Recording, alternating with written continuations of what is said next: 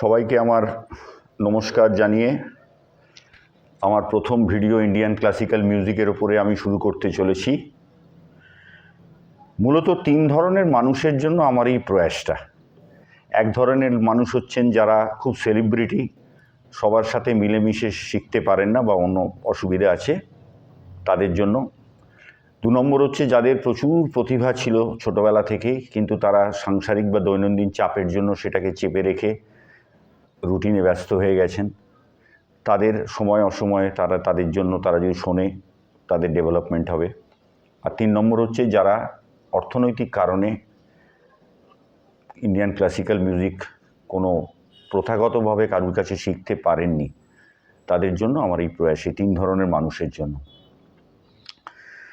আজকে আমরা যেটা বলতে চাইব যে ইন্ডিয়ান ক্লাসিক্যাল মিউজিক সম্বন্ধে অনেকের অনেক ভীতি আছে, কিন্তু সত্যি কথা বলতে যদি আপনি একবার এর মধ্যে ঠিকমতো ঢোকেন বা বোঝেন যে এর একটা খুবই রস আছে, সেটা বুঝতে একটু সময় লাগবে, কিন্তু বুঝলে ভালো লাগবে আর কি। মূলত 12টা স্বরের ওপরে ইন্ডিয়ান ক্লাসিক্যাল মিউজিক তৈরি। 12টা স্বরের মধ্যে আপনার 7টা হচ্ছে শুদ্ধ স্বর বা শুদ্ধ নোটেশনে যে 7টা স্বর, সা রে গা মা পা ধা নি, আর 4টে হচ্ছে কোমল, রে গা ধা নি, আর একটা হচ্ছে কড়ি বা তীব্র মধ্যম, সেটা হচ্ছে মধ্যম, নর্মালি কল্যাণ থার্ড বা মাড়বা থার্ডে যেগুলো থাকে। এবার একটু থার্ড সম্বন্ধে বলি। থার্ড হচ্ছে রাগের মূল কাঠামো বা ভিত্তি বলতে পারেন বা ফ্রেম। একটা থার্ড থেকে অনেক রাগ তৈরি হয়। যে রাগের চলনের সাথে থার্ডের চলনের সবচেয়ে বেশি মিল থাকে সেই নামেই থার্ডের নাম হয়, ঠিক আছে? যেমন ভৈরবী, ভৈরব, খাম্বাজ, তোড়ি, আশাবড়ি, এইসব রাগে ঠাটও যেমন আছে, রাগও আছে।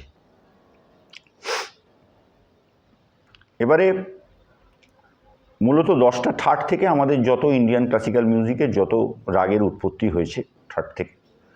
এবার রাগ সম্বন্ধে আমি আপনাদের একটা জিনিস বলি। একটা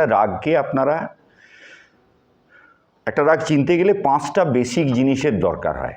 রাগের একটা আরোহ থাকে, একটা অবরোহ থাকে, সেই রাগের একটা পাকাড় থাকে, আর বাদী সম্বাদী। আরোহ মানে যে ক্রমে রাগটা ওপরে উঠছে তাকে আরোহ বলে, আর যে ক্রমে ওটা ওপর থেকে নিচে নামছে তাকে অবরোহ বলে। আর পাকাড় বলছে এমন কিছু স্বর যে স্বরটা গাইলে রাগটাকে বোঝা যায়, মানে পাকড়াও করা যায়, সেটা হচ্ছে পাকাড়। আর বাদী আর সম্বাদী হচ্ছে যে রাগের যে স্বরটা একটা রাগে বেশি ব্যবহার করা হয় তাকে বাদী বলে, আর হালকা বা কম ব্যবহার করা হলে তাকে সম্বাদী বলা হয়। এবারে আজকে আমি যে রাগটা নিয়ে আপনাদের সামনে এসছি সেই রাগটা হচ্ছে ভৈরবী, ঠিক আছে? এটা ভৈরবী থার্ড থেকেই রাগটা হয়েছে। ভৈরবীটা বেসিক্যালি হচ্ছে ঠুমরি, দাদরা, ভজন, এইটাতেই ভৈরবীটা বেশি। গুণীজনেরা খুব একটা পিওর ক্লাসিক্যাল ভৈরবীতে খুব একটা গান না, বা আমিও শুনিনি। তো এমনি অন্যান্য লাইট ক্লাসিক্যাল গান ভৈরবীর ওপরে প্রচুর হয়েছেন। অনেক বড় বড় গুণীজনের অনেক গান আছেন ভৈরবীর ওপরে। ভজন আছে, তারপরে আপনার দাদরা আছে, ঠুমরি আছে, এইসব আছে। তো আমি আপনাদের একটু চলনটা দেখাচ্ছি, আপনাদের সুবিধা হবে। শুদ্ধ স্বর বলতে কি বোঝায়? আপনাদের যে আমি বললাম কোমল স্বর, কোমল হচ্ছে এক পর্দা নর্মাল নোটেশন থেকে এক পর্দা কম হলে কোমল, আর নর্মাল নোটেশন থেকে এক পর্দা ওপরে হলে কড়ি। নর্মাল নোটেশনটা কি? সা রে গা মা পা ধা নি সা সা নি ধা পা মা গা রে সা, এটা হচ্ছে নর্মাল নোটেশন। এবার কোমলটা কি? সা রে গা। এবার মাটা হচ্ছে শুদ্ধ। আমি যদি কড়ি মা লাগাই, যেটা তীব্র, তাহলে কি হচ্ছে? সা রে গা মা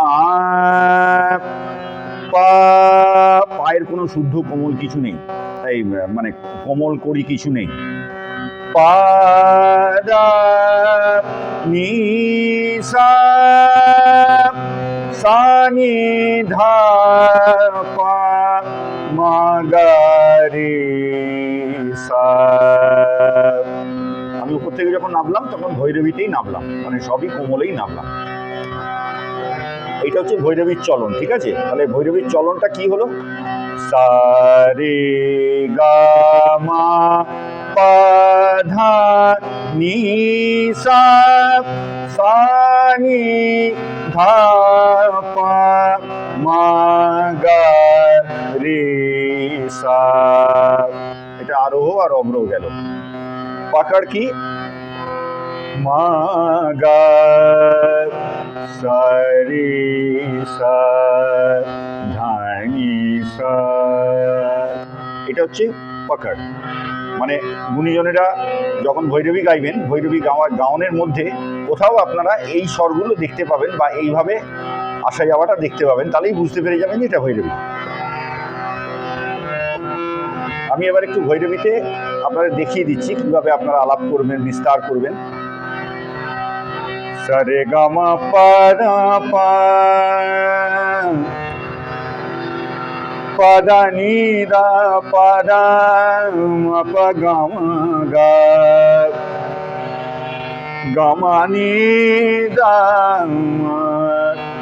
গা মা নি ধা গা গা মা পা ধা মা পা গা মা গা গা রে নি ধা সা। পা ধা নি পা ধা নি সা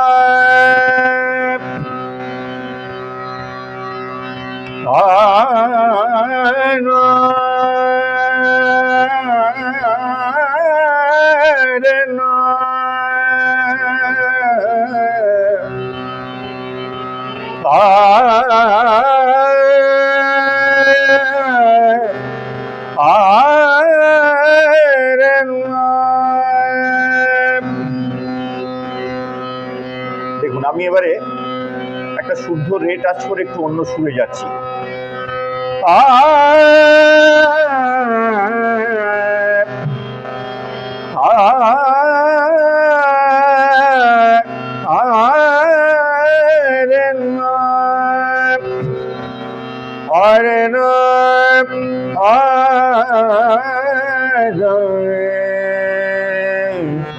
তাহলে আমি কি করছি?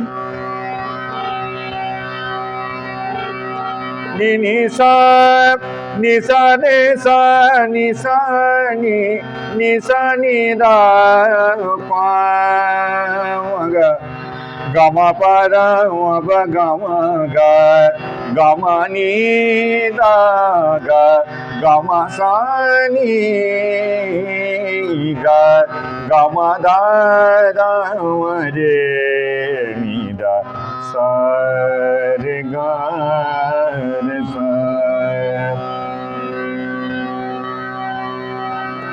তাহলে ভৈরবীর চলনটা তাহলে আপনারা শিখে নিলেন, একটু বিস্তার করে আপনাকে আমি দেখিয়ে দিলাম,